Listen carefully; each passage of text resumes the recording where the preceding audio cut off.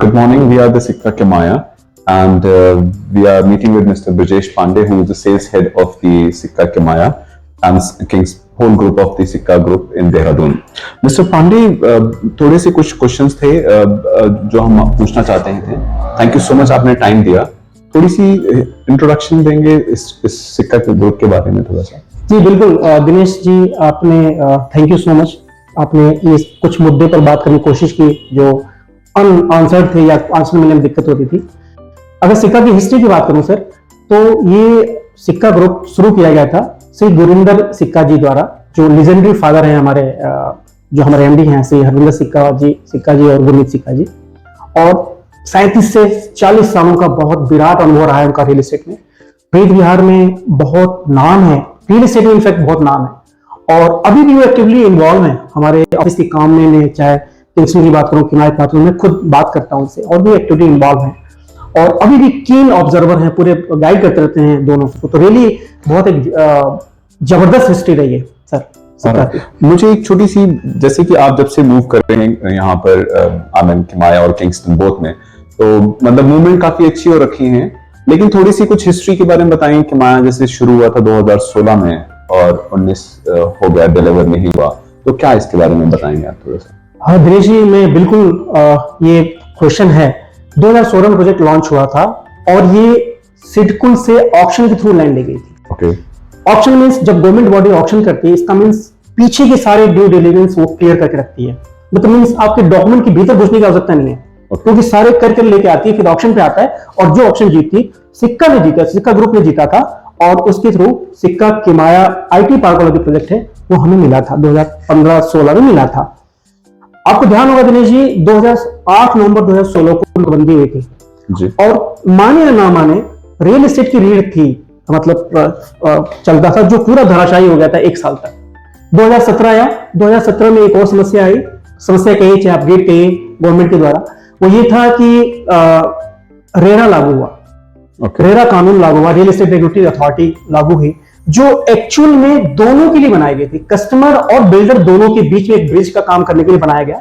तो उसका फॉर्मेशन हुआ कि कोई भी समस्या कस्टमर की होगी, अगर बिल्डर नहीं सुनता तो रेरा के पास जाए. इवन बिल्डर की भी कोई समस्या हो, कस्टमर नहीं सुनता तो वो भी रेरा के पास जाए. तो ये ड्यूअल थी.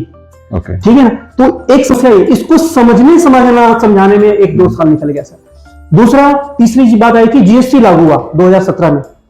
1 जून 2017 को जीएसटी लागू हुआ, और जीएसटी की गवर्नमेंट के द्वारा एप्लीकेबल वो भी रियल एस्टेट में हुआ. और रियल एस्टेट में बहुत बड़ा फंड होता है, लाइक 50 लाख, 1 करोड़, 1.5 करोड़, 2 करोड़. और जीएसटी में क्लियरिटी नहीं थी अगले 1-2 साल तक, 2016, 17, 18 तक, कि जीएसटी कितनी होनी चाहिए. लाइक कोई कहता था 18% होगा, कोई कह 12% होगा, कोई कह रहा 10%, 8% होगा. इसमें क्रेडिट इनपुट के नाम पर कंफ्यूजन बहुत दिनों तक बना रहा. फिर 5% जीएसटी फाइनल हुआ. फिर अफोर्डेबल हाउसिंग में 1% था. तो बहुत दिनों तक कंफ्यूजन थी. और सारे जो भी प्रोजेक्ट अंडर कंस्ट्रक्शन थे, तो जीएसटी का वेरिएशन न होने पर कस्टमर के पास एक किसी तरह से गवर्नमेंट मैसेज फैलाने में या पहुंचाने में नाकाम रही, या देर लगा कि एक्चुअल जीएसटी कितनी हो. इसी तरह कस्टमर के यहाँ पर ही काम थोड़ा सा डिले हुआ.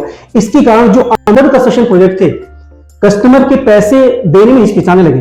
वो वेट करने लगे कि क्योंकि GST applicable under construction project में होती है.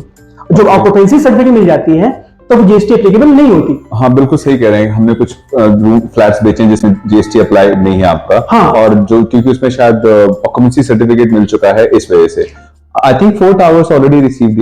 जी बिल्कुल. हम शायद सिक्का किमाया की बात कर रहे हैं. जी. सिक्का किमाया में मैं जैसे ऑक्यूपेंसी सर्टिफिकेट जब रिसीव, उसी को कंट्रीब्यूशन बता रहा हूँ. जो ऑक्यूपेंसी रिसीव हो जाती है तो आपकी जीएसटी एप्लीकेबल नहीं होती. ये माना जाता है कि कस्टमर ने जीएसटी पे कर दिया.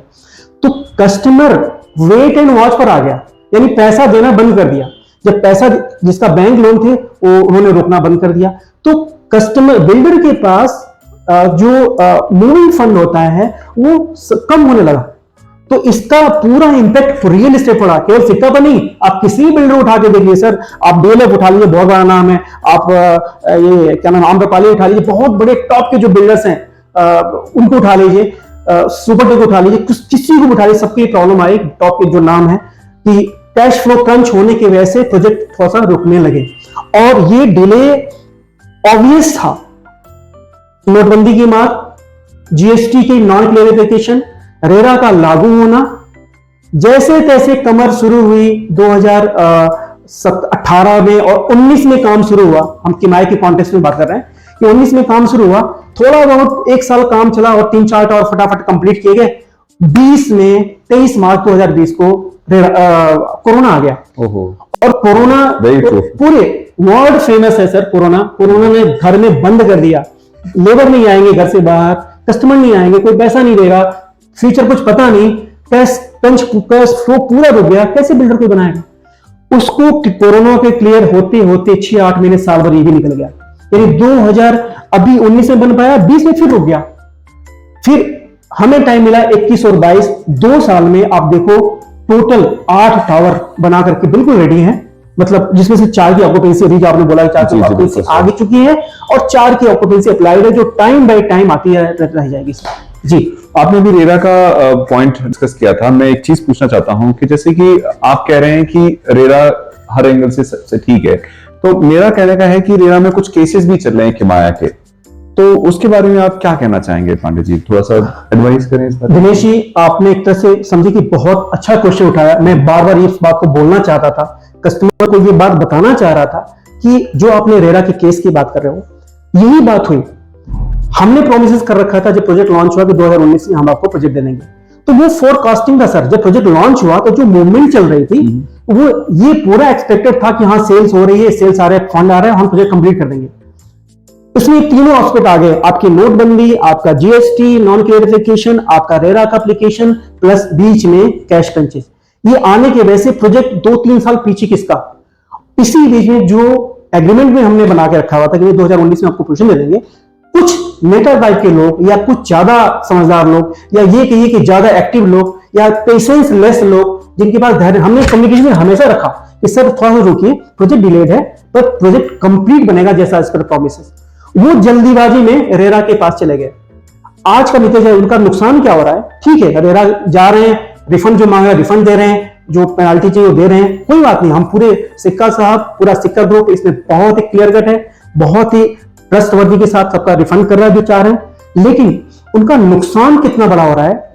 जो 2016 में प्रोजेक्ट जो प्राइस पर लॉन्च हुआ था, आज हम 6,000 6,551 रुपए पर फीट का रेट पर जा रहे हैं। ऑलमोस्ट डबल सर, 5 सालों में ऑलमोस्ट डबल प्राइस हो गई। उन्होंने कितना बड़ा नुकसान कर लिया अपना। जो डील 70-75 लाख की तो 1.5 करोड़, 1.25 करोड़ की या 1 करोड़ की बात थी। तो मैं ये कहूंगा कि एक उन्होंने जल्दीबाजी काम किया। हमने बहुत समझाने की कोशिश की, लेकिन फिर भी हम बिल्कुल क्लियर रखना चाहते हैं। जो भी 1-2 केस है उनको क्लियर करके हम उनको फिनिश करके उनका रिफंड करके उस प्रोजेक्ट को इन्वेंट्री को लाएंगे, उस प्रोजेक्ट को रीसेलमेंट करेंगे। पांडे जी, मतलब थैंक यू सो मच, आपने इतनी सारी जानकारी दी। मेरे को मतलब आपका काफी जगह पे क्वेश्चन आता है कि आपकी स्पीचेस में मैंने देखा है, सुना है कि आपका प्रोजेक्ट बहुत अच्छा है in terms of locality, in terms of location, in terms of security, in terms of layout। थोड़ा सा इसके बारे में आप थोड़ा बताएंगे कि मतलब किस तरह से आप कहते हैं कि ये बहुत अच्छा प्रोजेक्ट है? दिनेश सर, आपने ना जैसे आप वो क्वेश्चंस उठा रहे हो जो रियल कस्टमर ओरिएंटेड हैं और जो कस्टमर से आप जुड़ते हो रोज, बिल्कुल सही साफ पता चल रहा है सर। मैं आपको बताऊं, सबसे पहले लेआउट की बात करता हूं सर। ब्रॉडवे बहुत बड़ा नाम है डिजाइन, आर्किटेक्ट डिजाइन में। उन्होंने इस प्रोजेक्ट को कंसीव किया है, डिजाइन किया है। और आप इस प्रोजेक्ट, आप सब जुड़े हुए हो, आप कस्टमर डील कर रहे हो, सीधे डायरेक्ट कस्टमर से बात करते हो और कस्टमर को दिखाते हो, उनका फीडबैक भी लेते हो। आप किसी भी फ्लैट में चले जाओ सर, 2 चीजें आपको पक्का मिलेगी, रोशनी, हवा और व्यू।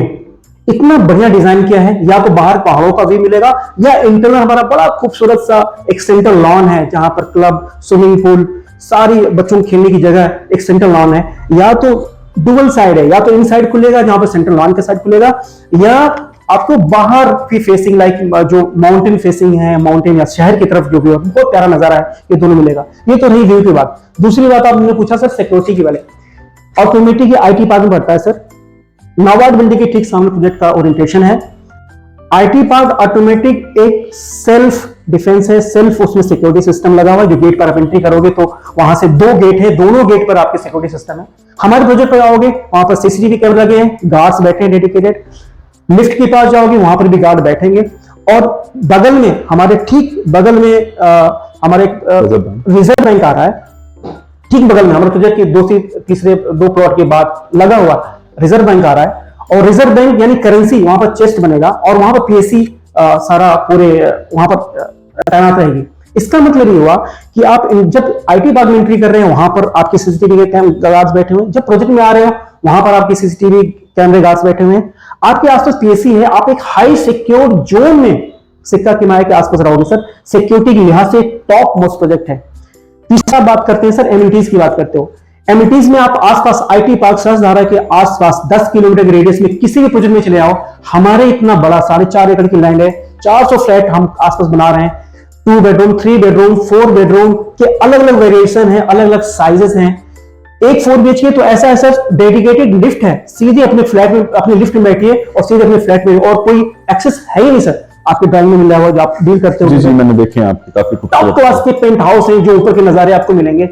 इतनी huge variation from 2, 3, 4 penthouse, इतना ह्यूज वेरिएशन किसी भी प्रोजेक्ट में हमारे पास नहीं है सर।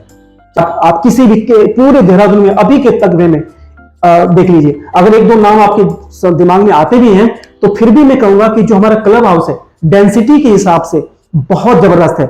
400 लोग रहने वाले हैं, 5,000-6,000 स्क्वायर मीटर का हमारा कंस्ट्रक्शन हो रहा है, 20 बाई 45 का हमारे पास स्विमिंग पूल का बहुत बड़ा है। जब डेंसिटी हिसाब देखेंगे तो ऑलमोस्ट डबल है। आसपास और प्रोजेक्ट से स्विमिंग पूल से आप कंपेरिजन कर सकते हो।